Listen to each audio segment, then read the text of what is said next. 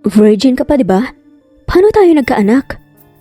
Sabi ng lalaki, nang malaman niyang birhen pa pala, ang ina ng triplets, na siyang bigla nang alamang kumidnap sa kanya. Dahil nga siya raw ang ama ng mga to. Hello po sa inyo listeners. Kamusta po kayo? Sana ayos lang kayong lahat. Ako nga pala si Mandy. Noon pa man, pangarap ko nang magkaroon ng anak. Subalit ayaw ko namang mag-asawa sa kadahilan ng natatakot ako dahil baka lokohin lamang din ako at iwan sa huli. Kaya naman, isang solusyon na lang ang naisip ko para magkaroon ako ng anak kahit na wala akong partner. Yun ay ang IVF procedure. Handa akong gumastos ng malaki para lamang matupad ang pangarap ko na magkaroon ng anak. Ang laking pasasalamat ko nga sa Diyos dahil naging matagumpay yon nang mabuntis na nga ako at hindi lang isa ang biyayang ibinigay ng sa akin ng Diyos, kundi 3. Triplets nga ang naging anak ko, kaya triple rin ang sayang nararamdaman ko. Subalit paglipas ng ilang taon bigla na nga lamang silang naghanap ng isang ama. Bagay na siyang hindi ko nga lubos na inaasahan o iniisip man lamang. Hindi ko alam ang gagawin ko at kung paano ko ipapaliwanag sa kanila na wala silang ama at tanging ako lang ang magulang nila. Ngunit sadyang hindi ko matiis ang mga anak ko, kaya naman ginawa ko ang lahat para nga malaman kung sino ang nagmamay-ari ng sperm cell na siyang in-inject sa akin. At nang malaman nga yun ng mga anak ko, hindi ko inaasahan na maiisip nilang kidnapin ang ama nila. Nasaan ako? Anong nangyari? Puno ng pagtatakang tanong nga ni Nomar nang bigla nga siyang magising. Bahagya pa siyang napapaungol habang nakahawak sa kanyang ulo at bumabangon mula sa isang kama. Daddy, gising ka na po! Sambit ng isang bata. At laking gulat nga ni Nomar nang makita niya ang 3 batang magkakatabi at magkakamuka na nakaupo sa gilid ng kama. At mas labis nga niyang ikinagulat ay kung bakit tinawag siyang daddy ng mga to. Teka, sino kayo? Nasaan ako? Anong ginawa niyo sa akin? At saka bakit niyo ako tinawag na daddy? Sino kayo? Sunod-sunod pa nga na tanong nga ni Nomar sa mga bata. Ako po si Freddy, ang panganay po sa aming 3. Ako naman po si Eddie, ako po ang middle child sa aming 3. At ako naman po si Eddie, ako po yung bunso. Pagpapakilala nga ng cute na triplets. Bumalatay naman ang kalituhan sa mukha ni Nomar habang pinagmamasdan niya ang 3 bata. Hindi kasi madaling maikumpara sa isa't isa ang triplets dahil bukod sa pare-pareho ang suot nilang mga damit, talagang magkakamukha ang mga to. Kayo po ang daddy namin at ang mga anak niyo po ay kami. Ngingiti-ngiting turan pa nga ng batang si Freddy habang pareho silang 3 magkakapatid na nakatitig lamang sa lalaking walang kaide-ideya sa kung ano ang nangyayari. Sandali, anong sinasabi niyo? Ako ang daddy niyo? Imposible yan. Wala naman akong mga anak, sino ba talaga kayo ha? At nasan ako? Mga bata, umayos kayo ha? Kung sakaling prank lang to, hindi mga bata ang titigil sa akin para bigyan kayo ng leksyon. Pananagutin ko pa rin kayo dahil sa ginagawa ninyo sa akin. Sabi naman ni Nomar sa mga bata na may halong pagbabanta. Sabay-sabay na napabuntong hininga naman ang 3 bata. Kayo nga po ang daddy namin, hindi po ba kayo natutuwa na kami po ang mga anak niyo? Nakabusangot pa nga na tanong naman ang batang si Teddy. Nandito po kayo sa bahay namin. Nung nalaman po namin na kayo po ang daddy namin, pinuntahan po namin kayo. Naisip po namin na baka hindi ka po sumama sa amin o maniwala na kami po ang anak niyo. Kaya naisip na lang po namin na kidnapin po namin kayo. Kaya po kayo nandito sa bahay namin at hindi po kayo pwedeng umalis dahil hindi niyo po kami pwedeng iwan ulit, daddy. Paliwanag pa nga ng bunsong si Eddie. Bigla namang natawa si Nomar sa kanyang mga narinig. Mga bata, naririnig niyo ba ang mga sinasabi niyo? Aminin niyo nga sa akin, miyembro ba kayo ng sindikato? Sinong nagutos sa inyo? Sabihin niyo sa akin, pangako pananagutin natin kung sino man ang mga taong nag-uutos sa inyo na gumawa ng masama. At sisiguraduhin kong hindi kayo masasangkot dito. Ililigtas ko pa nga kayo eh. sa mga sindikato. Sabihin nyo na sa akin mga bata bukod sa akin. May iba rin ba kayong kinidnap? Sabi pa nga ni Nomar sa mga bata. Hindi naman sumagot ang mga bata at patuloy lang na tinitignan ang lalaki.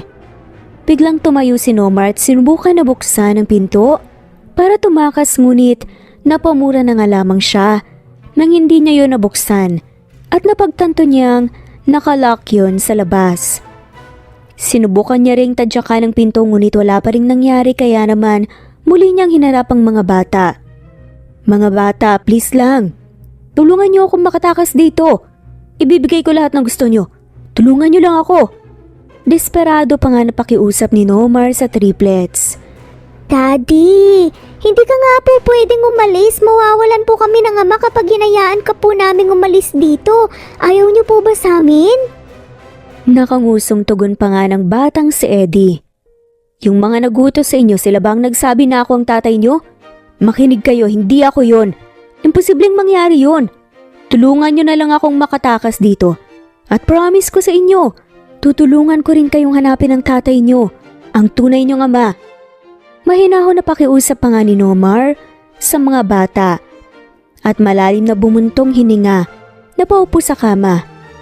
Maya-maya pa, bigla na nga lamang bumukas ang pinto at pumasok ang isang babaeng nakasuot ng kulay itim na sexy dress at may dalang tray ng pagkain, dahilan kaya napatayo si Nomar at napatitig sa babae. Mga anak, kumain na muna kayo. Ani ng babae at tinilapag sa isang maliit na mesa ang mga pagkaing dala niya. Salamat po, Mami. Sabay-sabay pa nga napasasalamat naman ang triplets sa kanilang ina nang lumapit na nga rin sila at nagsimulang kumain. Napatingin naman si Mandy sa lalaki nang mapansin niya ito. Napatikhim din siya at dahan-dahang humakbang palapit kay Nomar. Alam kong maganda ako pero hindi mo kailangan na matulala ng ganyan.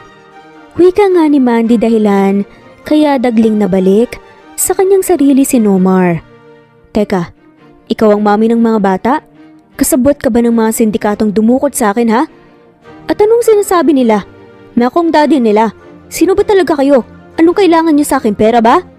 Kagad ngang mga tanong nga ni Nomar sa babae. Ang dami mong tanong, ha? Pero sige, sasagutin ko lahat ng tanong mo. Una, ako nga ang mommy ng mga bata. Ang pangalan ko ay Mandy. Pangalawa, hindi kami isang sindikato. At kaya ka nandito kasi totoong ikaw ang daddy nila. Wala kaming choice kundi ang kidnapin ka. Dahil ito lang naman ang paraan para makasama ka nila. At higit sa lahat, hindi namin kailangan ng pera mo kasi marami rin ako niyan. Matapang nasagot nga ni Mandy sa mga tanong sa kanya ng lalaki. Marahang napailing-iling naman si Nomar na animoy hindi makapaniwala sa kanyang mga narinig. That's impossible. Nagsisinungaling ka. Imposibleng magkaroon ako ng mga anak, isa pa hindi nga kita kilala ngayon.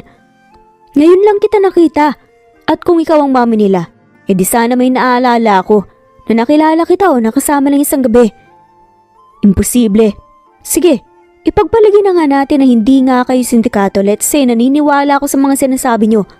Pero baka nagkamali ka lang at hindi ako ang tatay nila. Kasi napaka-imposible.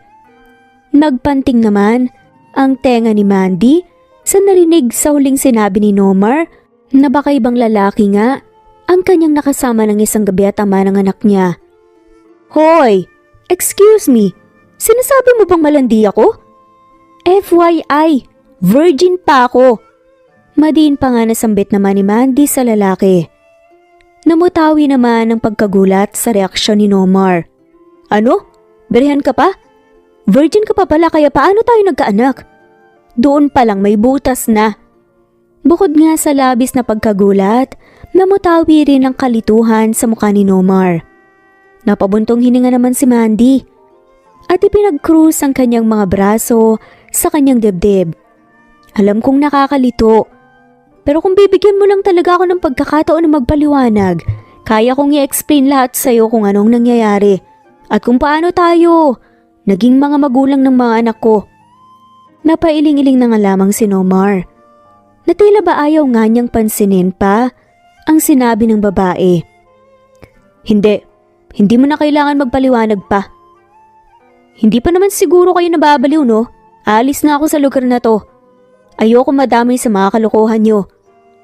Sabi nga ni Nomar at malaya nga siyang nakalabas ng pinto ng kwarto dahil hindi nakalock.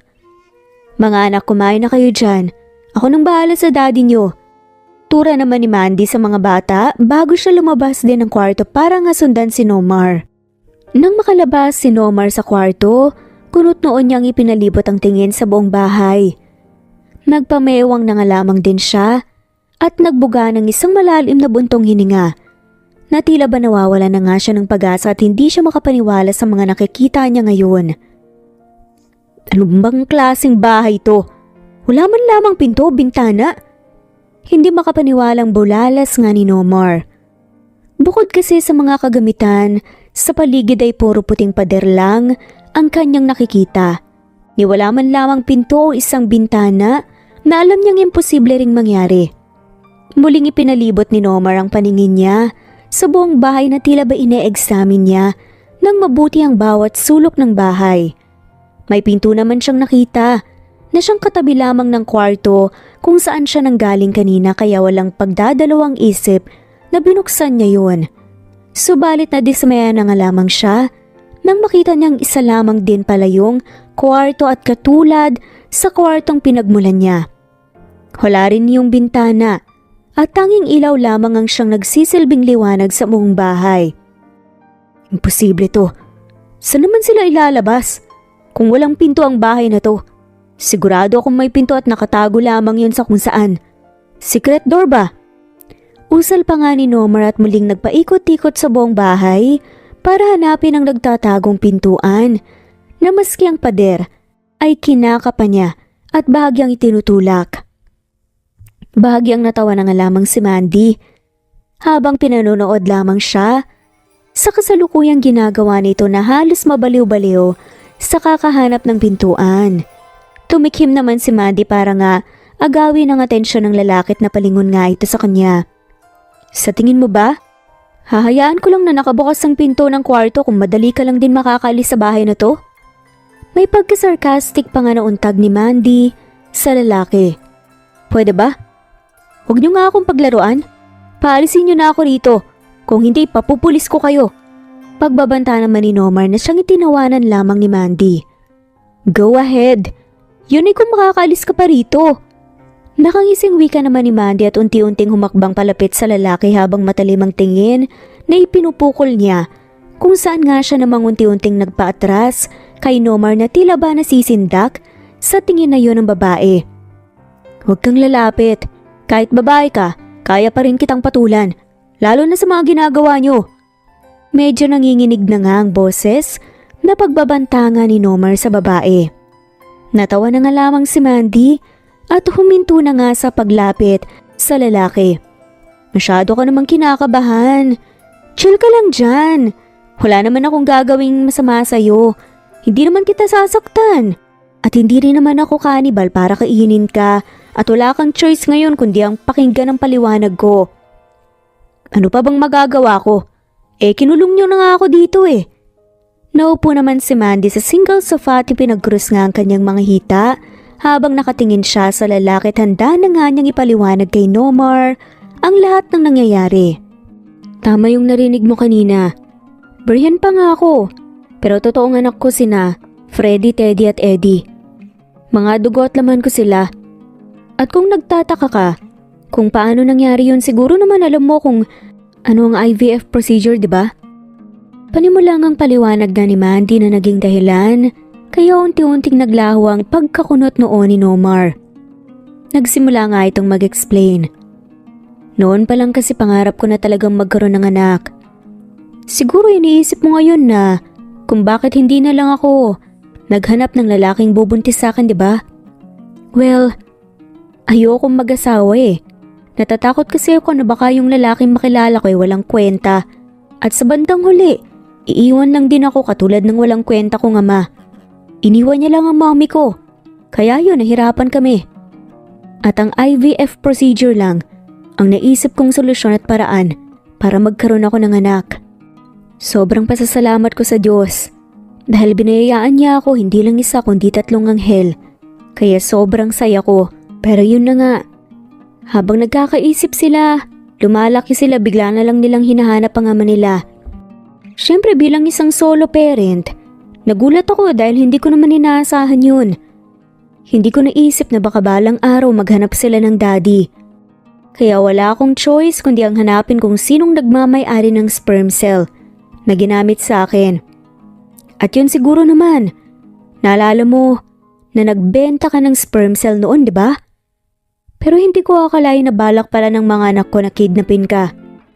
Mahal na mahal ko ang mga anak ko, kaya handa akong suportahan sila sa lahat ng mapapasaya sa kanila. Kaya sana malinaw na sa'yo ngayon ang lahat kung bakit nandito ka. At wala kang choice, kundi ang paniwalaan lahat ng mga sinabi ko. Dahil yun din naman ang katotohanan. Mahabang litanya nga ni Mandy. Sandaling natulala naman si Nomar na animoy pinoproseso pa niya sa kanyang isip lahat ng mga kanyang narinig. Naalala ko nga na nagbenta ako ng sperm cell ko dati sa isang ospital. Dahil kinailangan ko ng pera nung mga panahon na yun. Dahil pinalayas ako sa amin ng daddy ko. Pero hindi ko kailanman inisip na mangyayari to. Pero paano nyo nalaman ang tungkol sa akin? Hindi ba dapat confidential lahat ng information ko? Well, wag mong sisisihin ng doktor. Kasi ang mga anak ko mismong nakiusap doon sa doktor para lamang malaman kung sino ang ama nila. Kaya namin nalaman ng tungkol sa'yo. Besides, whether you like it or not, you don't have a choice anymore kasi nandito ka na sa sitwasyong to. Maski ako rin naman, hindi ko rin naman ine-expect at hindi ko rin naman ginusto to. Sadyang mahal na mahal ko lang talaga ang mga anak ko. Napabuntong hininga na nga lamang si Nomar at hinilot ang kanyang sentido. Sino ba kasing mag-aakala na isang araw bigla ka na nga lamang dudukutin ng kung sino at malalaman mo pang may anak ka na pala. Hindi lang isa kundi 3 pa. Kaya naman sobrang nakaka-overwhelmed nga para kay Nomar ang mga nangyayari na hindi niya na alam kung ano ba ang dapat niyang gawin o ire-react sa sitwasyong to.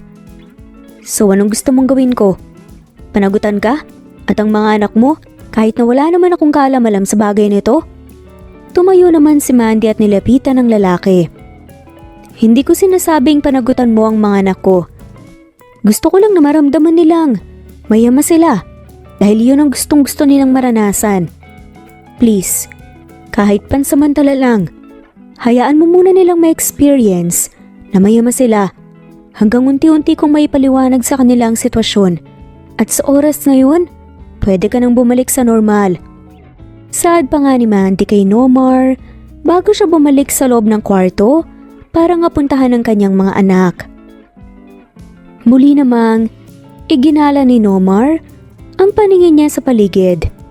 Umaasang masisipat din niya ang pintuan na siyang tanging paraan para makatakas siya sa sitwasyon na hindi naman niya inaasahan at ginusto.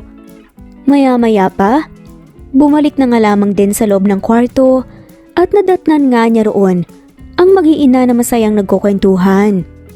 Daddy! Sabay-sabay na bulalas naman ng triplets at patakbo nga nilang nilapitan si Nomar. Saka nila ito niyakap na siyang bahagyang ikinagulat ni Nomar. Daddy, naniniwala ka na po bang mga anak mo po kami? Tanong naman ng batang si Teddy. Natigilan naman si Nomar ng mga sandaling iyon sapagkat hindi niya alam kung paano niya sasagutin ang tanong ng mga bata. Nang hindi nga sumagot si Nomar, bigla na nga lamang sumimangot ang 3 bata at kumawala mula sa pagkakayakap nila sa mga binti ni Nomar. Nag-iwas naman ng tingin si Nomar at kinapa ang bulsa ng pantalon niya. Teka, nasaan ang cellphone ko? Tanong nga niya kay Mandy nang hindi niya nakapa ang cellphone niya sa mga bulsa niya. Tinago ko. Tipid na sagot naman ni Mandy habang nakaupo ito sa kama at nakakrus ang hita. Napangisipa. Bakit naman pati cellphone ko kinuha mo? Napakunot noo si Mandy. Itinaas ang kilay. Anong ina-expect mo? May kidnapper bang hahayaan kang makahawak ng cellphone at makakontak ng ibang tao? Naningkit naman ang mga mata ni Nomar dahil sa pilosopong sagot sa kanya ni Mandy. Mga anak, hali kayo. Oras na para maligo na kayo. Nang sa ganoon, makapagpahinga na tayo. Baling nga ni Mandy sa kanyang mga anak at tumayo nga siya para nga paliguan na ang mga to. Naiwan namang mag-isa si Nomar sa loob ng kwarto at ipinalibot ang paningin kung saan maliban sa mga gamit ay puro pader lamang din ang nakikita ng kanyang mga mata dahil wala man lamang din maski isang bintana sa loob ng kwarto. Naupo nga lang si Nomar sa kama at hinintay ang mag-iina. Maya-maya nga lang, bumukas ang pinto at pumasok nga ang mag-iina kung saan ang triplets ay bagong bihis ngunit pare-pareho pa rin ang suot na damit. Dito raw nila gustong matulog ngayong gabi dahil gusto ka raw nilang makatabi. Wika nga ni Mandy kay Nomar. Bigla namang sumampa sa kama ang tatlong cute na bata na tila ba excited na makatabi nila ang kanilang ama. Daddy, sa wakas makakatabi na po namin sa pagtulog ikaw. Tuwang-tuwa pa nga nabulalas naman ang batang si Eddie. Sayang nga po dahil ayaw po ni Mami na tumabi sa atin magiging one big happy family na sana po tayo gaya po ng pangarap namin. Sad pa nga ng batang si Teddy. Anak, medyo maliit ang kama. Kung pati ako tatabi pa sa inyo, hindi tayo magkakasya. Gusto niyo bang mahulog sa sahig si Mommy? Malambing ang boses na turan pa nga ni Mandy sa kanyang mga anak. Ayoko po, Mami! Mabilis na sagot naman ng batang si Teddy na may kasamang pag-iling. Napangiti naman si Mandy sa kanyang anak. Siya nga pala, kung nagugutom ka kumain ka na lang may mga pagkain sa kusina, ikaw na rin ang bahala sa mga anak ko. Baling naman ni Mandy kay Nomar bago siya umalis at nagtungo sa kabilang kwarto. Nang sumara ang pinto ay siya na nga rin namang pagsalampak ni Nomar sa kama kung saan bigla na nga lamang siyang dinaganan ng tatlong bata na waring nais pa nga ng mga to na makipagkulitan sa kanya. Subalit wala sa mood si Nomar para sabayan ang energy ng mga bata dahil hindi pa rin siya makapaniwala hanggang sa mga oras na yun na nangyayari ang ganong bagay kung saan bigla na nga lamang siyang kinidnap ng mag-iina na ngayon lamang niya nakita buong buhay niya at magiging instant daddy pa talaga siya ng mga batang dugo at laman niya mismo. Makalipas ang ilang minuto, nang mapagod na nga ang mga bata sa paglalaro at pagkukulitan sa kama ay humiga na nga ang mga ito kung saan ginawa nilang una ng katawan ni Nomar. Nang tignan naman ni Nomar ang mga bata, ay halos maiyak na nga ang reaksyon dahil hindi niya alam kung paano siya makakatakas sa tatlo. Gayong nais na nga niyang makawala sapagkat nangangawit na nga ang buong katawan niya, lalo na nang kumulo pa nga ang tiyan niya. Senyales na nagugutom na nga ang mga alaga niya sa tiyan. Hay, bakit ba naman kasi sa dami kong pwedeng ibenta noon, sperm cell ko pa talaga ang naisip kong ibenta. Nagkaroon tuloy ako ng responsibilidad. Hindi lang isa kundi tatlo pa. Halos mangiyak-ngiyak pa nga tungal nga ni Nomar. Pinilit na nga rin niyang igalaw ng dahan-dahan ang kanyang katawan upang makaalis nga sa ganoong sitwasyon. Ingat na ingat din siya para hindi magising ang mga bata mahimbing natutulog. At sa wakas makalipas ang ilang minuto ay nagawa niya na nga ring makawala. Kagad siyang nag-stretching para nga inatin ang mga braso at paa niya. Na namanhid dahil kinawangang una ng katawan niya ng mga bata. Mga inosenteng bata na gusto lamang ng ama, pero takot ang ina nila na mag-asawa. Wika pa nga ni Nomar nang titigan niya ang mga bata. At halos mga panga rin siya kakahanap sa switch ng ilaw na siyang nakapatay ng mga sandaling yun. Bigla ring bumukas ang ilaw, dahilan kaya halos mapatalo ng pagkagulat si Nomar habang nasa kusina. Nagugutom ka ba? Tanong naman ni Mandy. Tatanggi nga sana si Nomar ngunit bigla na nga lamang tumunog ang tiyan niya, kaya hindi na nga siya nakatanggi pa. Hindi naman nagsalita si Mandy at bahagyang natawa na nga lamang at kumilos para nga paghandaan ng pagkain. Ang lalaki na siyang inilagay niya sa maliit na mesa na siyang nasa sala. Walang pasabi naman na naupo si Nomar sa sofa. Ito nga palang mga damit mo. Kung may kailangan ka sabihin mo lang sa akin. Sabi nga ni Mandy kay Nomar. Nangilapag na nga nito ang paper bags malapit sa inupuan. Nasaan ang cellphone ko? Tanong ni Nomar. Maliban lang sa cellphone mo. Pansamantala, hindi ka muna pwedeng gumamit ng cellphone. Hanggat hindi ko nasisigurado na pumapayag ka na sa sinabi ko. Seryosong tugon naman ni Mandy bago ito muling bumalik sa kwarto niya. Kaya naiwan na nga lamang mag-isa si Nomar sa sala.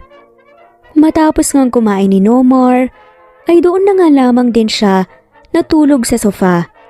Kinabukasan ng maagang nagising naman si Mandy, ay bahagya pa nga siyang nagtaka nang madatnan nga niya si Nomar na nasa sofa natutulog. Kaya kagad nga niyang sinilip ang kabilang kwarto kung saan mahimbing pa rin na natutulog ang triplets. Muling sinulya pa ni Mandy si Nomar at doon nga niya napagtanto kung bakit sa sofa ito natulog. Dahil nga sa na-occupy ng kanyang mga anak ang kama. Maya-maya pa, inusog ni Mandy ang isang cabinet na may gulong ang ilalim at doon nga tumambad ang pinto.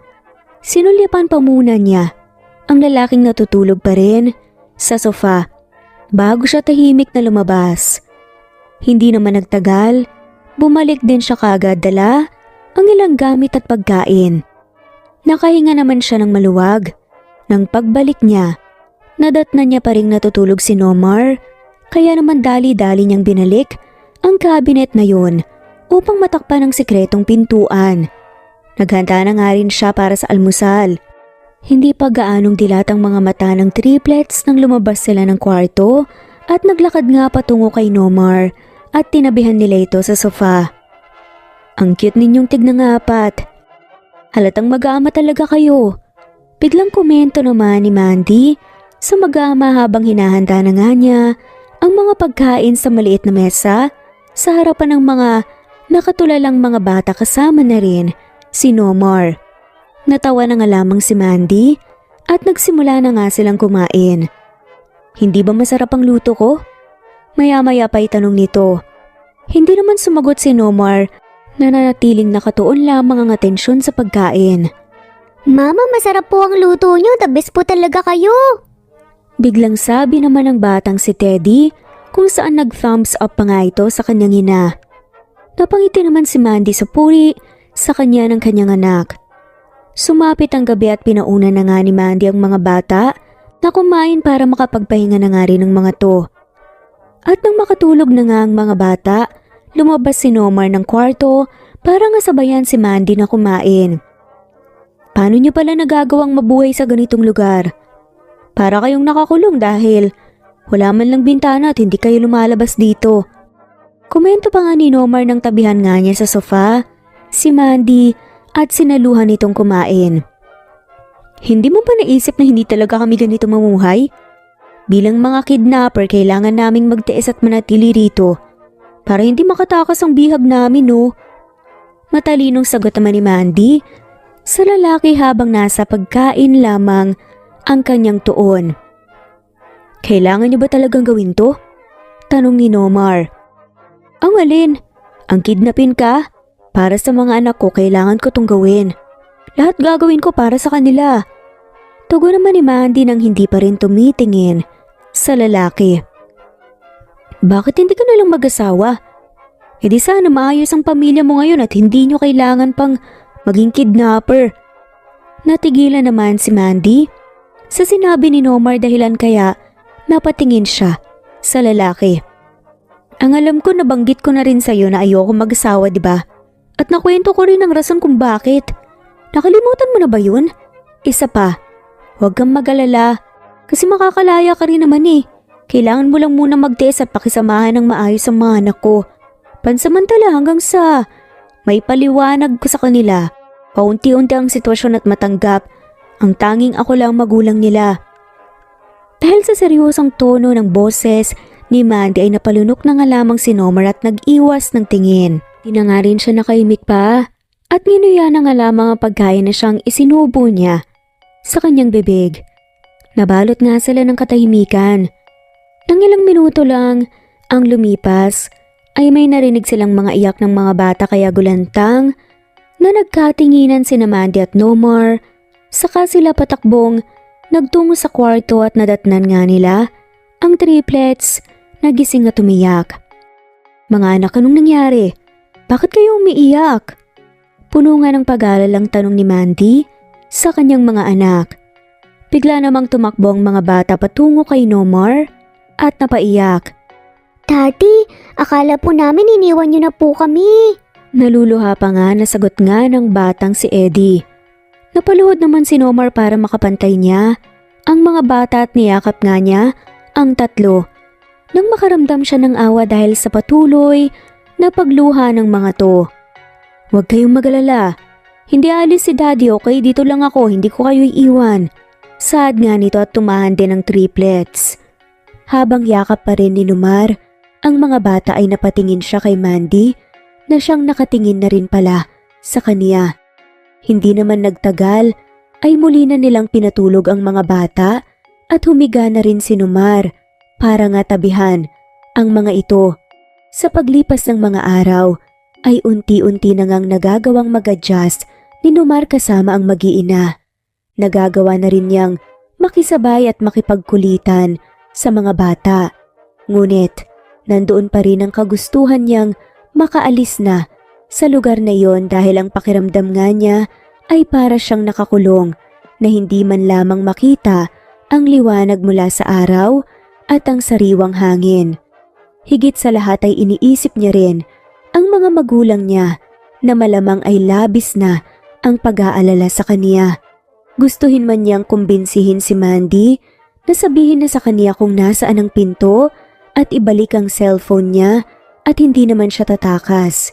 Ngunit hindi niya rin magawa dahil batid niyang hindi maniniwala sa kaniya si Mandy at iisipin lamang nito na tatakas siya. Mga bata, hindi ba kayo nabobore sa ganitong klase ng buhay? Hindi naman siguro kayo mga vampira para magtago sa liwanag, 'di ba? Isa pa wala man lang TV o kahit na anong gamit dito na pwedeng pagkaabalahan, maski cellphone man lang. Pagkausap nga ni Nomar sa triplets. Umiling lang naman ang triplets. Bawal daw pong cellphone, sabi ni Mommy, dahil baka bigla mo na lang daw po kaming isuplong sa mga pulis. Hindi rin naman po boring dito kasi kasama ka po namin, Daddy. Isa pa po, hindi naman po talaga ito ang bahay namin. Basement lang po namin ito. Inaayos lang po ni Mommy para pansamantala dito po tayo lahat titira. Hanggang sa masiguro na po namin na hindi niyo po kami iiwan. Saad nga ng triplets. Napaawang naman ang mga labi ni Nomar sa kanyang mga narinig. Pabagsak na nga lamang niya na inihiga ang katawan sa kama at ipinikit ang mga mata. Samantala sa kabilang kwarto, abala si Mandy sa cellphone ni Nomar na siyang hawak niya nang biglang pumasok ang batang si Freddy at lumapit sa kanya. Anak, tatawagan natin ang mommy ng daddy mo, okay? Ngayon kapag nakausap mo siya, sabihin mo na apo ka niya at sabihin mong ayos lang ang daddy mo, okay? Saad nga ni Mandy sa anak. Tumango-tango naman ang batang si Freddy. Mommy, excited na po akong makausap po si Lola. Excited na bulalas nga ng batang si Freddy, kaya sinimulan na ngang tawagan ni Mandy ang ina ni Nomar. Kaagad namang nagring ang telepono kung saan kaagad ding nawala. Nang biglang may sumagot sa kabilang linya. Hello Nomar, Diyos ko anak, nasan ka bang bata ka? Alam mo bang sobra na kaming nag-aalala ng daddy mo sa'yo? Ilang araw ka nang hindi umuwi o tumatawag man lang. Nasan ka ba talaga? Bakit hindi ka pa umuwi? Yun nga kaagad ang bungad ng ina ni Nomar nang sagutin ito ang tawag. Hello po, Lola! Sambit naman ang batang si Freddy dahilan kaya natahimik sa kabilang linya.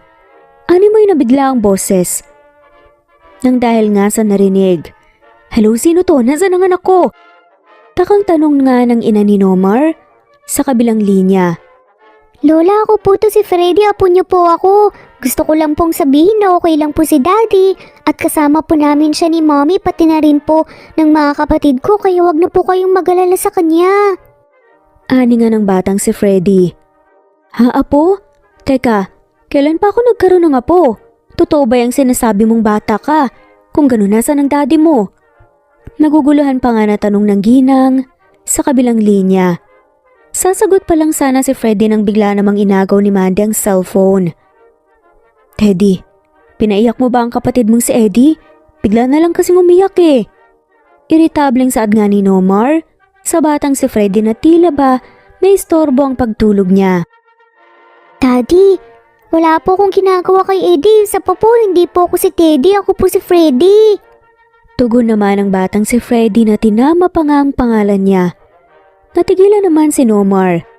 Halika na anak, puntahan natin ang mga kapatid mo. Ani ni Mandy at nagtungo nga sila sa kabilang kwarto. Ilang araw mo nang kasama ang mga anak ko pero hindi mo pa rin alam kung sino si Freddy, Teddy at Eddie. Hindi makapaniwalang po na nga ni Mandy. Daddy, hindi po si Eddie ang umiiyak kundi si Teddy po at si Eddie po yung napaiyak sa kanya. Pagtatama naman ng batang si Freddy sa kanyang ama. Nakakalito naman kasi silang tatlo. Magkakamukha nga sila, pare-parehas pa ng suot, buhok. Kaya paano ko naman malalaman kung sino sa kanila si Freddy, Eddie at Teddy? Pagrarason naman ni Nomar. Kung kikilalanin mo kasi silang mabuti, malalaman mo na may pagkakaiba pa rin silang tatlo.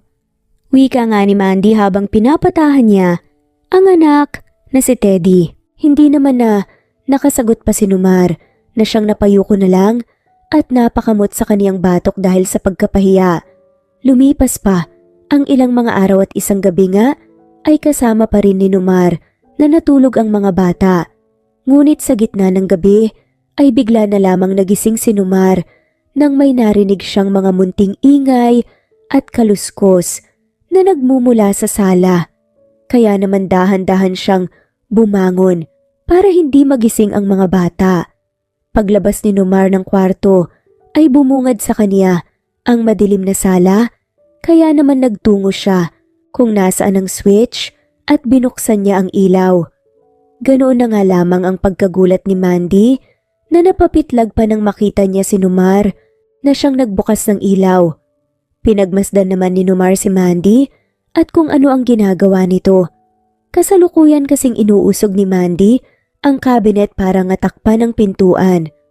Humakbang naman palapit si Nomar sa kinaroroonan ni Mandy kung saan si Mandy naman ay humakbang paatras habang mahigpit niyang hawak ang susi ng kandado. At nang mapagtanto nga ni Nomar kung ano ang posibleng ginagawa ni Mandy, ay kaagad niyang inusog paalis ang kabinet at doon ay tumambad nga sa kaniya ang sikretong pintuan na ngayon ay nakakandado. Kung ganoon, nandito lang pala ang pinto? Hindi makapaniwalang reaksyon nga ni Nomar. Nasaan ang susi? Ibigay mo sa akin, Mandy. Bakit ko naman nabibigay sa iyo ang susi? Kapag ibinigay ko sa iyo, edi nakatakas ka. Hindi ko naman hahayaan na makatakas ka. Mahirap na at baka isuplong mo pa kami sa mga pulis, no? Mandy, pinapangako ko na hindi ko sasabihin sa mga pulis ang lahat ng nangyari.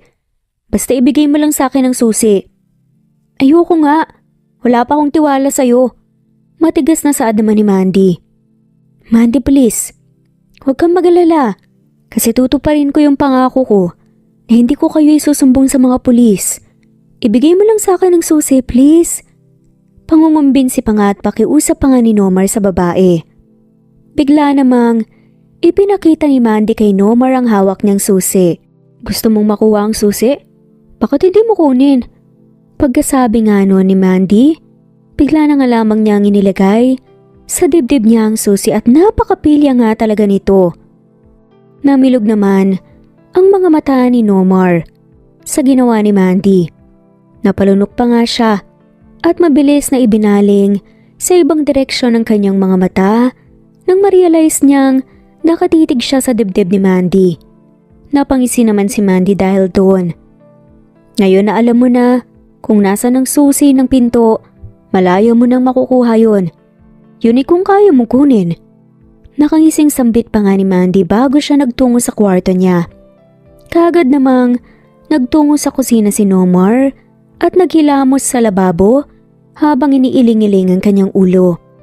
Bumalik si Nomar sa kwarto na tila ba hindi makapaniwala sa nangyari. Hindi rin siya nakatulog hanggang sa nag-umaga na nga. Bumangon nga si Nomar at naabutan niya si Mandy na nagluluto. Hays, bakit ba naman kasi doon pa niya nilagay ang susi? Nagmumukha tuloy akong manyak. Bulong na nga lamang ni Nomar sa sarili. Napatingin naman si Mandy sa lalaki nang mapansin niya itong tila ba may ibinubulong na siyang naging dahilan ng pagkunot ng noo ni Mandy. Matapos nilang kumain ay kaagad na naghugas ng kanilang mga pinagkainan si Mandy. Habang nakaupo naman sa sofa si Numar, ay madalas na napupunta sa gawin ng babae ang kaniyang tingin at napansin nga niyang panay na ginagalaw ni Mandy ang ulo nito na tila ba nakakasagabal ang buhok nito. Kaya naman tumayo na si Numar at kinuha ang tali sa buhok na nasa sofa at nilapitan nga niya si Mandy. Natigilan naman si Mandy nang maramdaman niya si Numar sa kaniyang likuran habang tinatali ang kaniyang buhok. Habang tinatali nga ni Numar ang buhok ni Mandy ay napatingin siya sa makinis nitong leeg. Ngunit mabilis niyang iniwas ang tingin at mabilis na tinali nga ang buhok ng babae. Salamat. Usal naman ni Mandy at ipinagpatuloy na nga niya ang paghuhugas ng mga pinggan. Habang nakatayo lamang at nakatitig sa kanya si Numar. Biglang napunta sa dibdib ni Mandy ang mga mata ni Numar kaya kaagad na nilingon ni Mandy ang lalaki nang mapansin niya yun. Nanlaki naman ang mga mata ni Numar sa pagkagulat. Hoy, hindi ko tinitignan ang dibdib mo ha. Mabilis na depensa nga ni Numar sa kanyang sarili. Tinapos na muna ni Mandy ang kanyang paghuhugas bago siya humarap sa lalaki. Pinaplano mo na ba kung paano mo makukuha ang susi? Tanong pa nga ni Mandy dito. Sinadya mo ba talagang ilagay yung susi para hindi ko makuha? Protesta ni Numar. Sinadya? Pwede, pero kadalasan normal na sa aming mga babae na maglagay ng kung ano-ano sa mga dibdib namin. Pili ang saad pa nga nito. Ang weird nyo para gawin na bulsa ang dibdib nyo. Iling na nga lamang ni Numar. Napangisi lang naman si Mandy at pumasok na nga sa kwarto nito. Samantalang si Numar ay bumalik na lang din sa kwarto at nakipaglaro na lang din sa mga bata. At dahil nga sa wala naman silang masyadong nagagawa sa lugar na iyon maliban sa pakikipaglaro at pakikipagkwentuhan sa mga bata, ay madalas na lumalabas ng kwarto si Numar para nga rin silip-silipin ng ina ng mga bata sa kung ano ang ginagawa nito. Nagbabakasali rin kasi si Numar na baka matiyempohan niya si Mandy na lumabas ng pinto nang sa gayon ay madali rin siyang makakaalis sa lugar nang hindi na niya kinakailangan pang kunin ang susi sa dibdib ni Mandy. At nang sumapit nga ang gabi, nang makatulog na ang mga bata, ay lumabas muli si Numar ng kwarto para nga puntahan si Mandy sa kabilang kwarto. At laking gulat naman ni Numar nang madatnan niya sa nakaawang na pinto ng kwarto si Mandy na nagbibihis, kaya kaagad siyang napatalikod. Nakalikha nga ng ingay ang ginawang pagtalikod na yon ni Numar dahilan para mapatingin sa kinaroroonan niya si Mandy. Numar? Kanina ka pa ba nandyan? Gulantang ang reaksyon ni Mandy. Hindi, pasensya ka na. Hindi ko naman alam na nagbibihis ka pala. Wala naman ako nakita kaya huwag kang mag-alala. Utal-utal pa nga, nadepensa naman ni Numar sa kanyang sarili. Mabuti naman at nandito ka. Manghihingi kasi sana ako ng tulong Kalmadong usal naman ni Mandy sa lalaki. Napakunot noo si Numar. Tulong? Anong klaseng tulong? Hindi ko kasi masyadong maabot yung zipper sa likod nitong suot kong blouse. Okay lang ba kung tulungan mo kong tanggalin ng zipper? Bahagya ngang nagulat si Numar. Sa tulong na nais nga ni Mandy, ngunit hindi naman niya magawang makatanggi sa pagkakataon na yon na nanghihingi ng tulong sa kanyang babae. Kaya naman paatras nga siyang pumasok sa loob ng kwarto. Paano mo naman ako matutulungan na tanggalin ng zipper kung nakatalikod ka? Kunot noong reaksyon ni Mandy nang makita niya si Numar na nakatalikod sa kanya. Napatikim na nga lamang si Numar at unti-unti ngang humarap sa likod ni Mandy kung saan sa ibang direksyon nakatuon ang mga mata niya na tila ba hindi niya kayang tignan ang katawan ng babae. Kinapa nga niya ang likod ng babae kung saan bahagya pang nanginig nga ang kamay niya. First time mo bang tumulong ng babae na magtanggal ng damit? Bakit parang nanginginig ka ata? Medyo natatawa ang panunokso pa nga ni Mandy sa lalaki dahil sa likuran niya. Ramdam din niya ang panginginig ng mga kamay nito. Muling tumikhim si Nomar at unti-unti nga niyang itinuon ang kanyang tingin sa likod ng babae at dahan-dahan nga niyang binaba ang zipper ng damit nito sa kalmadong paraan. Ilang beses ngang napalunok si Nomar dahil habang ibinababa niya ang zipper ng damit ni Mandy ay lumalantad naman sa kanya ang makinis nitong likod. At nang malapit na nga niyang may ibaba ng tuluyan ng zipper na pahinto na nga lamang siya at nagtungo sa harapan ni Mandy. Teka nga, sinasadya mo ba to ha? Tumaas naman ang kilay ni Mandy sa tanong nito. Sinasadya? Ano sinasabi mo? Walang ideyang tanong naman ni Mandy. Itong ginagawa mo, sinasadya mo bang akitin ako? Natawa na nga lamang si Mandy nang ma-realize ang sinasabi ng lalaki.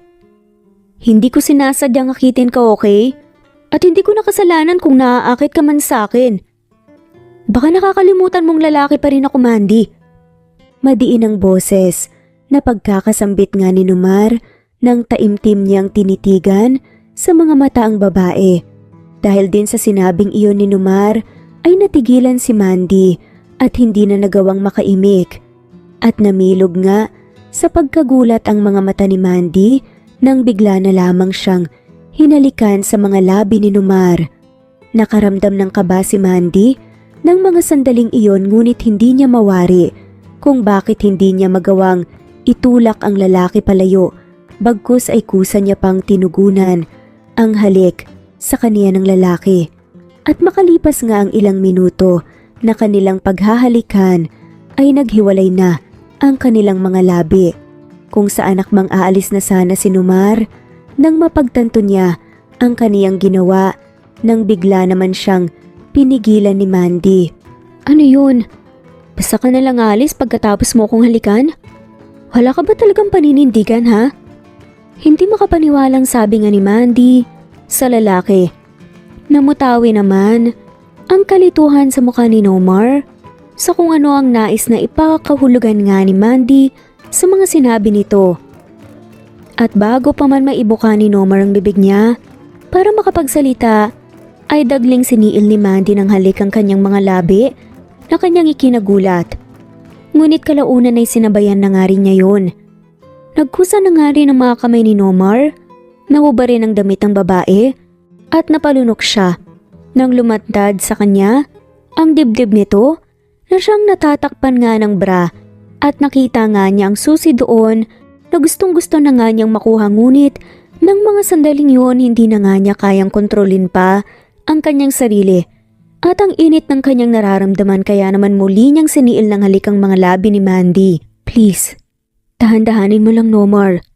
Alam mo namang virgin pa ako at first time ko to. May kaba nga sa boses. Napakiusap ni Mandy sa lalaki nang ihiga siya nito sa kama. Magtiwala ka lang sa akin. Tanging sagot na nga lamang ni Nomar at dahan-dahan na nga niyang niromansang babae, ang ina ng kanyang mga anak. Nang gabing iyon ay nag-isa nga ang kanilang mga katawan.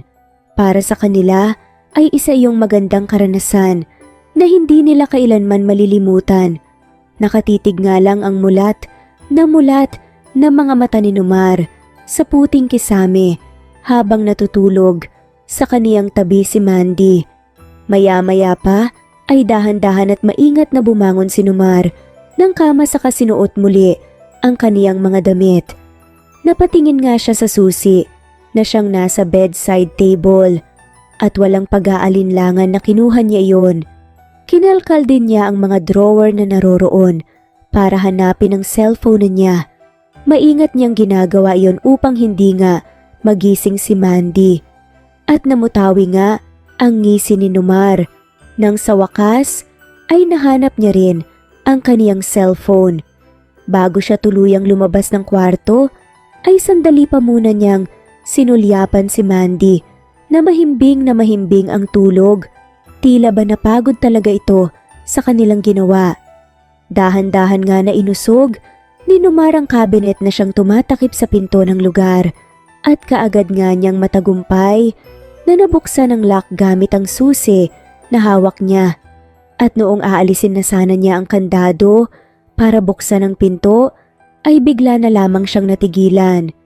Bigla ngang sumagi sa isip ni Nomar ang mukha ng triplets, pati na rin ni Mandy.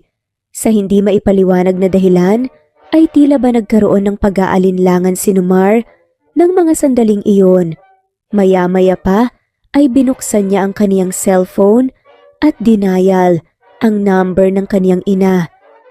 "Hello anak? Nomar anak, ikaw na ba yan? Ha?" Kagad ngang sagot ng ina ni Nomar sa kabilang linya. "Hello mom." Sagot naman ni Nomar, pinipigilan ng sarili na huwag maging emosyonal. Matapos marinig ang boses ng kanyang ina. "Diyos ko anak, nasan ka ba talaga ha? Gusto mo ba kaming patayin ng daddy mo sa sobrang pag-aalala sa'yo? Tsaka totoo bang may mga apo na kami ha? Kaya ka ba walang paramdam sa amin ng daddy mo dahil kasama mong pamilya mo? Dahil ba natatakot ka na baka magalit kami sa'yo? Anak, makinig ka. Hindi kami galit ng daddy mo sa'yo kung totoo man na may pamilya ka na. Ang totoo nga niya, natutuwa pa ka nga kami kasi may mga apo na pala kami. Ang gusto lang namin makita ka namin pati na nga rin ang pamilya mo." Automatic ngang napakunot ang noon ni Nomar sa mga narinig sa sinabi ng kanyang ina. At doon nga napagtanto niya na baka nga tumawag ang mag-iina sa magulang niya at sinabi ang tungkol sa kanila. "Mom, wag na po kayong mag-alala. Ayos lang po ko. Pakisabi na lang din po kay daddy. Sorry po kung ngayon lang po ako tumawag sa inyo. Huwag po kayong mag-alala. Uuwi rin naman po ako at isasama ko rin po ang mag-iina ko. Bye mom." Pinatay nga ni Nomar ang tawag ng hindi na nga niya hinintay pa na magsalita ang kanyang ina. Nang mga oras na yon, isa lang ang tumatakbo sa isip niya.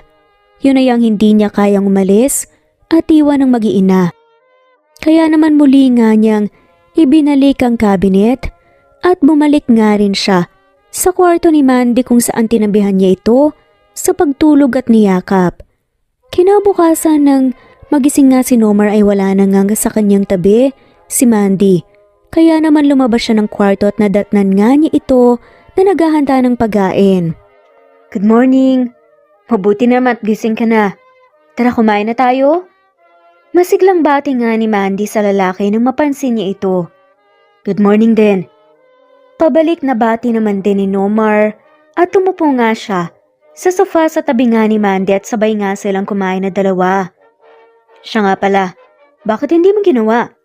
Biglang tanong nga ni Mandy sa gitna ng pagkain nila. Lumingon naman si Nomar kay Mandy. "Ang alin?" Tanong nga ni Nomar na tila hindi nila alam kung ano ang tinutukoy ni Mandy. Itinigil naman ni Mandy ang pagkain niya at humarap siya sa lalaki, kaya naman nagtama ang kanilang mga mata. "Nakuha mo na yung susi at cellphone mo. May pagkakataon ka nang makaalis para bumalik ka sa normal mong buhay. Pero bakit hindi mo ginawa? Bakit nanatili ka pa rin kahit na pwedeng-pwede ka naman makatakas?" Seryosong tanong nga ni Mandy. Bahagyang natigilan naman si Nomar at nilunok nga muna ang mga pagkain na siyang natitira sa loob ng bibig niya.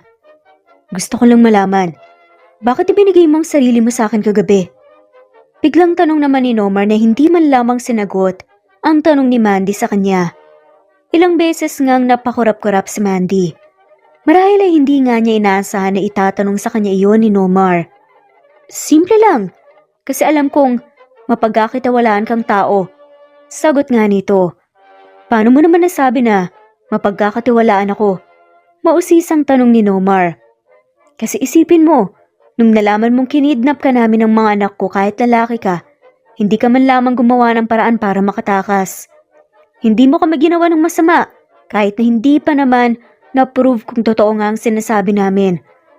Kaya na-realize kong mabuti kang tao at hindi ko pinagsisisihan na ikaw ang naging ama ng mga anak ko." Tugon pa nga ni Mandy. "Siguro nga kinidnap niyo ko, pero katulad ng sinabi mo, babae ka lang at ang mga bata ang mga anak ko.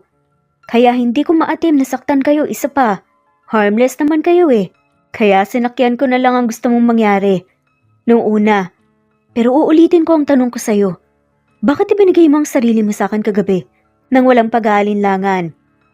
Bahagya ngang natigilan si Mandy sa muling tinanong nga sa kanya ng lalaki. Ibinigay ko ang sarili ko sa'yo dahil ikaw na rin ang nagsabi na lalaki ka pa rin. May pangangailangan ka pa rin at ibinigay ko lang ang gusto mo. Yun lang ba talaga ang dahilan? Kaya hinayaan mong may mangyari sa ating dalawa? Tanong nga ng lalaki na tila ba may iba pa nga itong nais na marinig mula kay Mandy. Ano pa bang dahilan ang gusto mong marinig? Kunot noong tanong nga ni Mandy. Gusto kong marinig mula sa iyo na kaya binigay mo ang sarili mo sa akin dahil may nararamdaman ka na para sa akin pero hindi mo lang maamin. Tama ba ako, Mandy? May nararamdaman ka na ba para sa akin? Natigilan naman si Mandy at hindi nakasagot. Alam mo ba kung bakit hindi ko nagawang umalis? Kahit na may pagkakataon na ako matakas? Sasagutin ko yung tanong mo sa akin kanina. Ang totoo niyan, maski ako hindi ko maintindihan ang sarili ko kung bakit hindi pa ako umalis. Nabuksan ko na yung lock. Pwedeng-pwede na akong makatakas. Tinawagan ko na ang mommy ko at sinabi ko na sa kanya. Pero, ewan ko ba? Ang weird lang dahil sandaling panahon ko palang kayong nakasama. Mukhang napalapit na ang loob ko sa inyo. Hindi ko kayang umalis kasi hindi ko kayo kayang iwan. Litanya nga ni Nomar at unti-unti nga niyang inilapit ang mukha niya sa mukha ni Mandy. Hindi magawang makapagsalita ni Mandy o maski makakilos man lamang hanggang sa nagdampi nga ang mga labi nilang dalawa. Sandali lamang yun at naghiwalay rin ang mga labi nila mula sa isa't isa. I think I'm falling in love with you, Mandy. Yes, it's weird. Pero totoong sinasabi ko. Totoo itong nararamdaman ko. Sa maiksing panahon na nakasama ko kayo, biglang sumagi sa isip ko na sana totoo na lang ang lahat ng to. Na sana hindi to pang temporary lang dahil gusto ko na kayong makasama habang buhay. Alam ko rin na sinabi mo sa akin na pansamantala lang to pero Mandy, bakit hindi na lang natin totohanin to? Hindi na lang natin gawing panghabang buhay ang lahat. Tutal, mga dugo at laman ko rin naman ng mga bata. Kaya pwedeng maging isang pamilya na lang tayo. Dagdag na sambit pa nga ni Nomar. Nag-iwas naman ang tingin si Mandy matapos niyang marinig ang pag-amin ni Nomar sa kanya. Sigurado ka ba dyan sinasabi mo? O baka naman sinasabi mo lang yan kasi naawa ka sa aming mag-iina. Isipin mo, hindi birong pagkakaroon ng isang pamilya dahil isang malaking responsibilidad yun. Ayoko ring umasa sa iyo ang mga bata lalo na at alam kong gustong gusto ka talaga nila bilang ama. Seryosong wika naman ni Mandy. Mandy, seryoso ako at sigurado sa lahat ng mga sinasabi ko. Sana maniwala ka sa akin na totoong nararamdaman ko. Tumingin naman si Mandy sa lalaki at sinalubong ang mga mata nito. Naniniwala ako sa iyo kasi nakikita ko sa mga mata mo na hindi ka nagsisinungaling. Isa pa, normal ang paraan ng pagtitig mo sa akin itong mga nagdaang araw hanggang ngayon. Naalala kong sinabi sa akin ni Mommy, malalaman mo raw kung gusto ka ng isang tao base sa paraan ng tingin nila. Pero hayaan mo muna sana akong pag-isipan. Ayoko namang magmadali. Alam kong sincere ka. At alam kong totoo ang mga pinapakita mo pati sa anak natin. Pero kung para lang sa mga bata kaya kitang tanggapin. Kaagad. Tipid na ngumiti naman si Nomar sa mga sinabi ng babae. Don't worry. Hindi naman ako nagmamadali eh. Bibigyan kita ng oras para pag-isipan yung mga sinabi ko. At huwag kang mag-alala. Kasi handa rin akong alisin yung takot mo dahil sisiguraduhin kong hindi mo mararanasan yung naranasan ng mommy mo noon. Pagkatapos ngang sabihin niyo ni Nomar, ay hinagkan siya ng lalaki. Senyalis bilang pagrespeto. Siya nga pala, nasan pala yung mga bata? Tulog pa ba sila? Maya-maya pa itanong nga ni Nomar nang bumalik nga sila sa pagkain nila. Nanonood sila ng TV. Mabilis na sagot naman ni Mandy. TV? Kung ganun, naglagay ka na rin pala ng TV? Ang sabi ko nanonood sila ng TV pero hindi ko sinabi na sa loob ng kwartong yan. Wika ni Mandy. Kung ganun wala na sila rito at nasa... Tama ka. Putol nga ni Mandy sa sasabihin ni Nomar. Tumayo naman si Mandy at nilapitan nga ang lalaki. Wala na rin namang dahilan para magstay rito. Ano tara na? Kanina pa kasi naghihintay sa atin ng mga bata. Hindi na nga naghintay pa si Mandy Na makapagsalita si Nomar at hinila niya kaagad ang kamay nito paalis sa basement at laking gulat nga ni Nomar nang bumungad sa kanyang malaki at magandang bahay ni Mandy. "Good morning, Daddy!" Sabay-sabay na bati nga ng triplets nang makita nila ang kanilang ama at masayang sinalubong nila ito ng isang yakap. Napangiti naman si Nomar at niyakap din pabalik ang mga bata. "Good morning din mga anak. Kamusta ang tulog niyo?" Okay naman po, Daddy. Sagot ng batang si Teddy. Ako po, Daddy, masarap po ang tulog ko dahil nagkaroon po ako ng isang magandang panaginip. Sabad naman ng bunsong si Eddie. "Talaga? Ano naman yung panaginip mo?" Usisa naman ni Nomar sa kanyang anak. "Mabuti naman at hindi ka nalilito kung sino si Eddie sa kanila."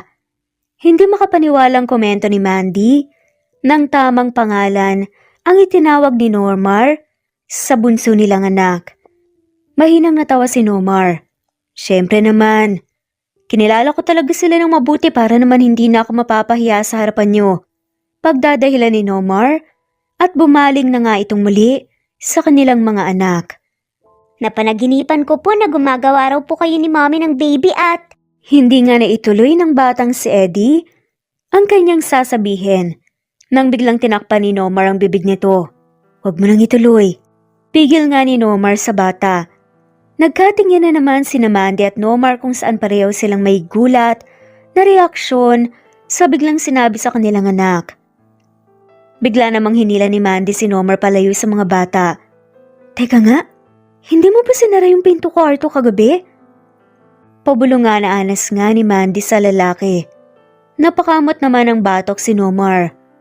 "Masyado akong nadala kaya hindi ko na naisip na nakabukas yung pinto. Pero mukhang hindi naman yun ang tinutukoy nila eh. Paano kung yun yung tinutukoy nila?" "Sorry na. Saka sigurado naman akong tulog na sila noon bago ako lumabas ng kwarto."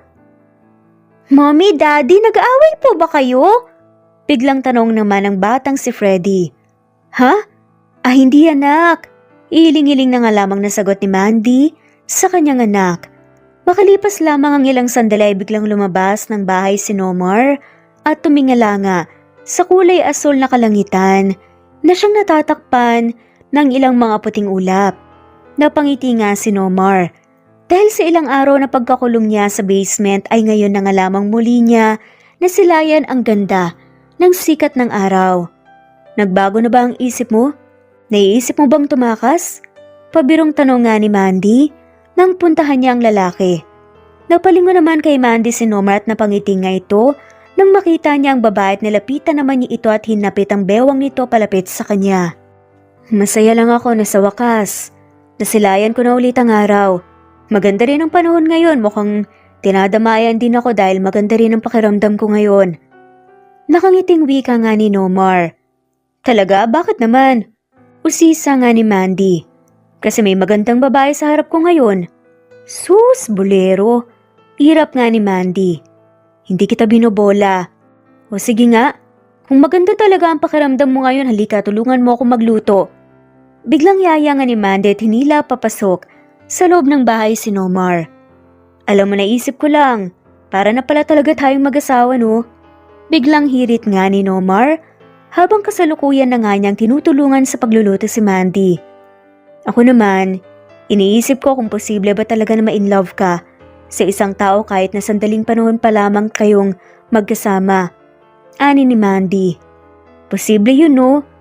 Kung hindi pag-ibig tong nararamdaman ko para sa'yo, ano? Siguradong sigurado ako na in love na nga talaga ako sa'yo. Dahil kung hindi, ay dumalis na sana ako nung may pagkakataon ako, di ba?" Giit pa nga ni Nomar. "Oo na, sige na. In love ka na sa akin. At sana hindi mawala yan. Kasi kapag dumating yung araw na bigla mo na lang sasabihin sa akin na hindi mo na ako mahal dahil nakahanap ka na ng iba, naku, sisiguraduhin ko rin na hindi ka magiging masaya at katulad nitong ginagawa ko ngayon, igigisa rin kita sa mantika." Pagbabanta nga ni Mandy habang masama rin ang tingin kay Nomar. "Kung ibang tao sigurong makakakita sa'yo, malamang natakot na. Pero hindi ako natatakot dahil sigurado naman akong hindi darating ang araw na yon." Natatawa at malambing ang boses Nasabi naman ni Nomar nang yakapin nga niya mula sa likuran si Mandy. Lumawak lang naman ang ngiti ni Mandy sa kanyang mga labi na nadala sa panlalambing sa kanya ni Nomar. Habang nagluluto nga si Mandy ay hindi pa rin humihiwalay mula sa pagkakayakap sa kanya si Nomar, kung saan nagsimula na nga rin itong halik-halikan ang balikat at leeg ni Mandy. Ano ba, Nomar?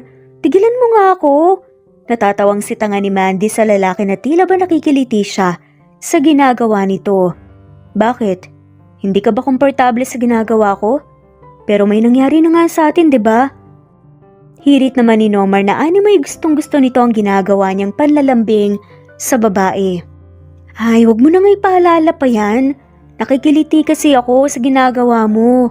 Siya nga pala, ikaw na pala ang magtuloy nitong niluluto ko. Kailangan ko na kasing maligo dahil paniguradong nakaredy na rin ang mga bata. Sabi nga ni Mandy na siya na nga mismo ang nagalis sa mga braso ni Nomar na siyang nakayakap sa bewang niya. Bakit may lakad ba kayo? Clueless nga na tanong naman ni Nomar. May lakad tayo. Pupuntahan natin ang mga magulang mo kaya bilisan mo ang pagluluto para nang sa gayon makapaghanda ka na rin. Sarapan mong luto ah. Pagkasabi nun ni Mandy tumakbo na ito paalis sa kusina. Naiwan namang tulala at hindi makapaniwala si Nomar. At nang makabawi nga siya, kalaunan itinuloy na nga rin niya ang kanilang pagluluto. Hindi naman nagtagal, ay nagtungo na nga sila sa bahay ni Nomar kung saan ang mga bata pa ang unang lumabas ng kotse na tila ba excited na ang mga to na makilala ang kanilang lolo at lola. Lolo, Lola! Sabay-sabay at excited na bungad pa nga ng triplets pagpasok nila sa loob ng bahay. Gulat na napalingon sa kanila ang mag-asawa dahil hindi naman inaasahan ng mga to ang biglang pagdating ni Nomar kasamang mag-iina. Nomar anak, mabuti naman at naisipan mo ring umuwi. Sinalubong naman ni Nomar nang isang mahigpit na yakap ang kanyang ina. Teka anak, sino sila? Tanong ng ina nga ni Nomar sa kanya. Ma'am, nakalimutan mo na ba? Hindi ba sinabi ko na uuwi rin ako at isasama kong mag-iina ko? Napalunok nga ang mga magulang ni Nomar na tila ba hindi makapaniwala ang mga to. Kung ganun, totoo pa lang. May pamilya ka na? Hindi makapaniwalang reaksyon pa nga ng ina ni Nomar. Tumango naman si Nomar bilang tugon. Hello po, Lolo at Lola. Kami po ang anak po ni Daddy. Ako po si Freddy, siya po si Teddy at ang bunso naman po ay si Eddie. Biglang pagpapakilala nga ng batang si Freddy sa kanyang sarili at sa mga kapatid. Lumapit naman sa kanilang mag-asawa at niyakap ang mga bata. Napangiti naman si Mandy nang makita niyang tila ba natutuwa ang mga magulang ni Nomar sa kanyang mga anak. Siya nga po pala, may dala po kaming para sa inyo. Kami po ni Nomar ang nagluto nito. Sabat naman ni Mandy nang iabot nga niya sa mommy ni Nomar ang dala nito. Salamat iha. Naku, nagabala pa kayo. Talagang nagulat kami sa pagdating nyo. Sambit naman ang ina ni Nomar na masayang tinanggap ang dala ni Mandy. Siraulo ka talagang bata ka. Singhal naman ng ama ni Nomar sa kanya na siyang kinagulat nilang lahat. Paano mo nagawang ilihim sa amin ng mommy mo ang magandang asawa mo at ang cute-cute ng mga batang to? Dugtong nasabi pa nga ng ama ni Nomar, dahilan kaya natawa na nga lamang sila. Daddy naman sorry na po, hindi ko naman po kasi alam na matutuwa pala kayo kapag nalaman yung may pamilya na ako. Pagrarason na nga lamang ni Nomar. Magdadahilan ka pa talagang bata ka. Sermo naman ng mommy ni Nomar sa kanya kung saan piningot pa nga ang kanyang tenga. Aray naman mommy, ngayong may pamilya na ako, sana naman wag niyo na po akong ituring na parang bata ni daddy. Reklamo naman ni Nomar kaya mas lalong natawa si Mandy. Labis nga ang sayang nararamdaman ni Mandy at ng triplets ng mga oras na yun dahil tila ba lumaki ang kanilang pamilya. Pinanindigan na nga ni Mandy at Nomar ang pamilyang kanilang binuo at humantong nga sa kasalan ang dalawa. Nawala na nga rin kasi ang takot ni Mandy at hindi na nga niya kayang pigilan pa ang pag-ibig na nararamdaman niya para sa lalaking naging parte ng buhay nila ng mga bata. Hindi nga niya inaasahan na ang dating nag-aakalang siya ay baog At tayo mag-asawa, ngayon ay may isang kumpleto at malaki na ngang pamilya. Makalipas nga lang ang ilang buwan, na pagsasama nila Nomar at Mandy sa iisang bahay, nagbuntis na nga si Mandy na siyang hindi nila inaasahan. Totoo ba to? Buntis ka? Madadagdagan ang pamilya natin. Hindi makapaniwalang bulalas pa nga ni Nomar habang hawak niya ang pregnancy test na siyang ibinigay sa kanya ni Mandy. Tumango-tango naman si Mandy. Oo. Nitong mga nagdaang araw kasi bigla na lang akong nahilo at nasusuka. Kaya pinayo sa akin ng mommy mo na mag-PT dahil baka raw buntis ako. At yun nga ang ginawa ko. Buntis nga ako.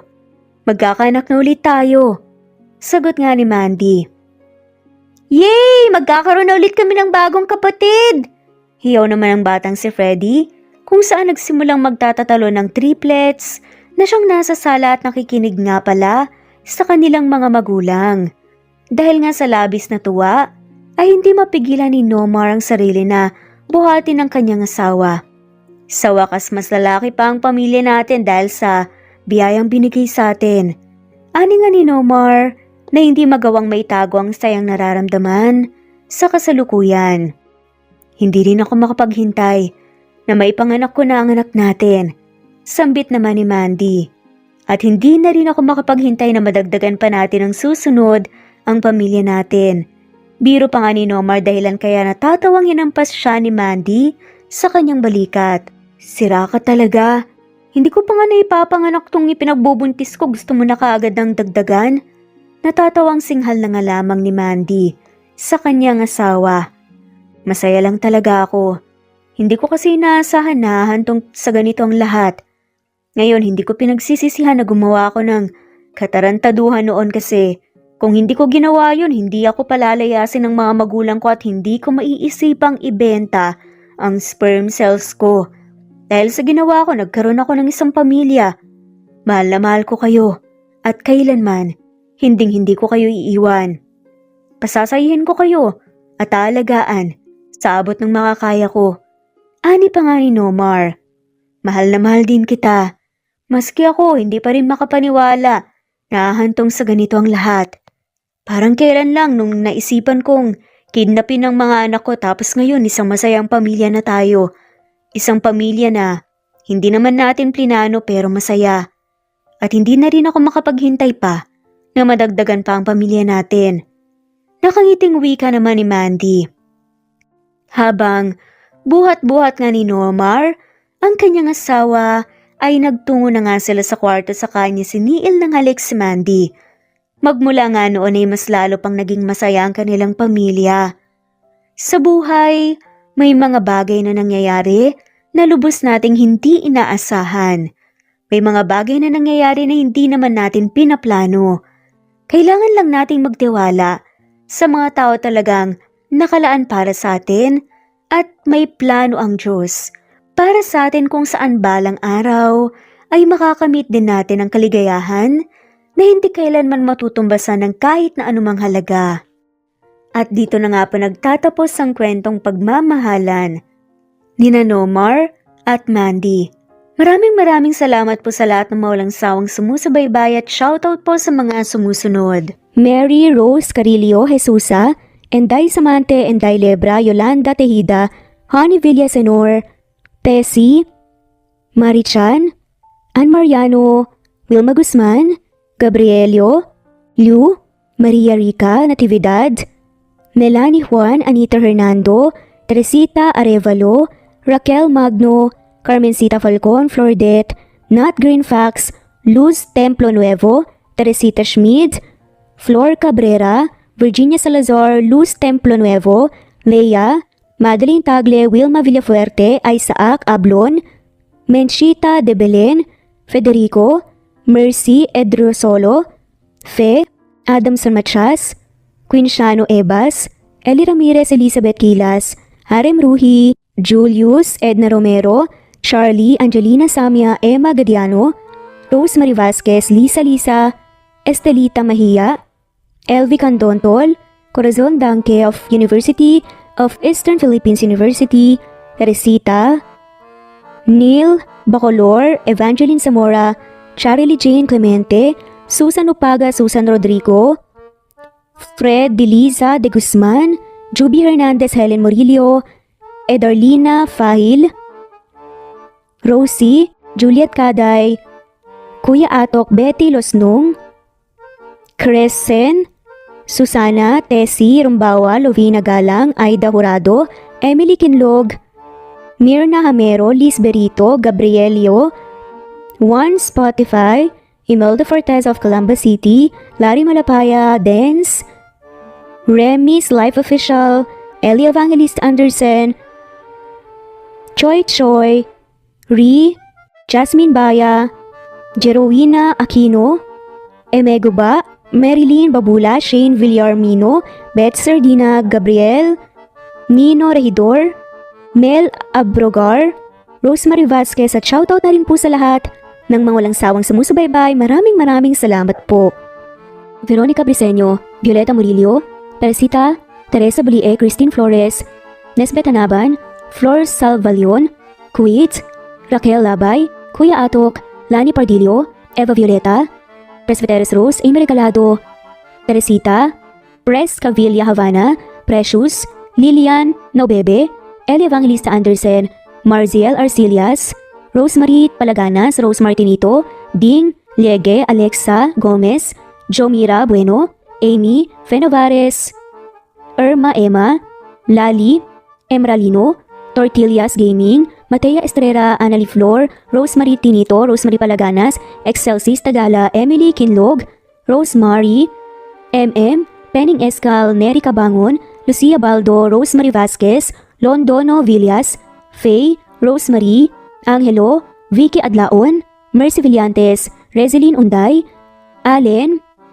Ace, Nino Regidor, Jeyo Cadtec, Escapades Matilda, Irma Valerio, Agustina Aniceto, Cecilia Alvior, Naitan Canada, Lily Roda Barcial, Eli Ramirez, Doris Day Pangan, Lynn Lee of Macau, Reyes, Rebecca Tezuka, Noel Macero, Rizalina Credo, Mitchie Karch, Romel Carion, Juliet Panlilio, Lynn, Merlilyn, Zenny Marion, Benoni Anya Lucas from Bacolod City, Merlina Aparata, Annalyn Nantes, Flordette, Lorena Utod, Faye, Anita Hernando, Roach Ann Rodriguez, at shoutout na rin po sa lahat ng mga walang sawang sumusubaybay. Maraming salamat po.